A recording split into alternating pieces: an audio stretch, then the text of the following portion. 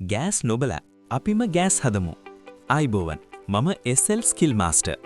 අද ලෝකේ ගෑස් මිල අහස උසට ගිහින්. හැබැයි ඔයාලා දන්නවද අපේ ගෙදර විසිකරන කුණු රොඩු වලින් නොමිලේම ගෑස් හදාගන්න පුරුවන් කියලා? අද මම ඔයාලට කියලා දෙන්නේ බයෝගෑස් එහෙම නැත්නම් ජෛව වායු තාක්ෂණය ගැන. මේක මොකක්ද? මේකේ තියෙන වාසි අවාසි මොනවද? සහ ගෙදරදීම මේක හදාගන්නේ කොහොමද කියලා අද මම අඟලෙන් අඟලට කියලා දෙනවා. මොකක්ද මේ බයෝගෑස් කියන්නේ?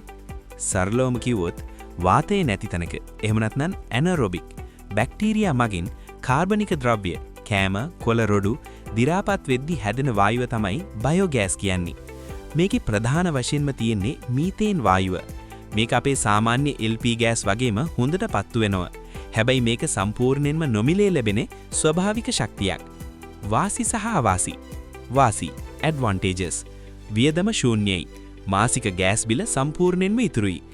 අපද්‍රව්‍ය කළමනාකරණය කුණු ප්‍රශ්නයට නියම විසඳුමක්. දියර පොහොර ගෑස් හැදුනට පස්සේ ඉතිරි වෙන දියරය ගස්වලට පාවිච්චි කරන්න පුළුවන් සුපිරිම පොහොරක්. ආරක්ෂාව LP ගෑස් වගේ ලොකුවට පිපිරෙන්නේ නැහැ. පීඩනය අඩු නිසා ගොඩාක් ආරක්ෂිතයි.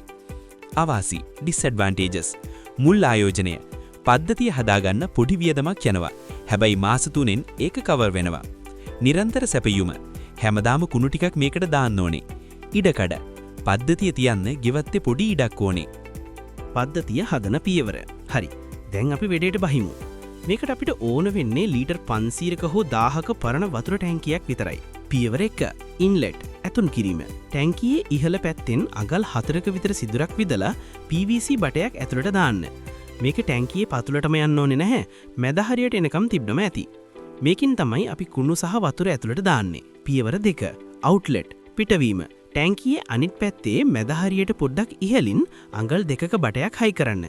මේකෙන් තමයි කුණු දිරලා හැදෙන දියර පොහොර ටික එළියට එන්නේ. මේකේ මට්ටම තමයි ටැංකියේ දියර මට්ටම තීරණය කරන්නේ. පියවර 3. ගෑස් ඩෝම් ගෑස් එකතු කිරීම. ටැංකියේ උඩම සිදුරෙන් අඟල් භාගයක PVC බටයක් හෝ ගෑස් හෝස් එකක් සෙට් කරන්න. මෙතන තමයි ගෑස් එකතු වෙන්නේ. මතක ඇතුව මේ හැම සිදුරක්ම M-සීල් හෝ සිලිකන් දාලා හුලං යන්නේ නැති වෙන්න පට්ටම විදිහට සීල් කරන්න. පියවර 4. බෝල් වෑල්ව් එක. ගෑස් එන පයිප්පේට බෝල් වෑල්ව් එකක් දාන්න.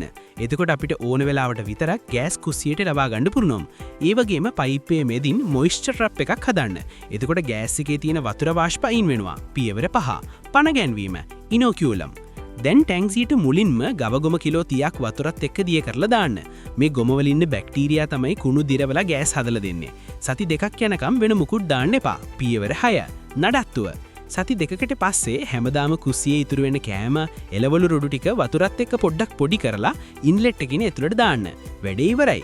මේකේ කිසිම ගඳක් නැහැ. ඒ වගේම ආරක්ෂිතයි. ගෑස් බිලෙන් නිදහස් වෙන්න මේක තමයි හොඳම විසඳුම. මේ වීඩියෝ එක වටිනව නම් ලයික් කරලා තව කෙනෙක්ට බලන්න ෂෙයාර් කරන්න. තාක්ෂණික ලෝකයේ අලුත්ම දේවල් දැනගන්න SL ස්කිල් මාස්ටර් සෙට් වෙන්න සබ්ස්ක්‍රයිබ් කරන්න. අලුත් වීඩියෝ දාපු ගමන් බලන්න බෙල් අයිකන් එක ක්ලික් කරන්න. ජය වේවා.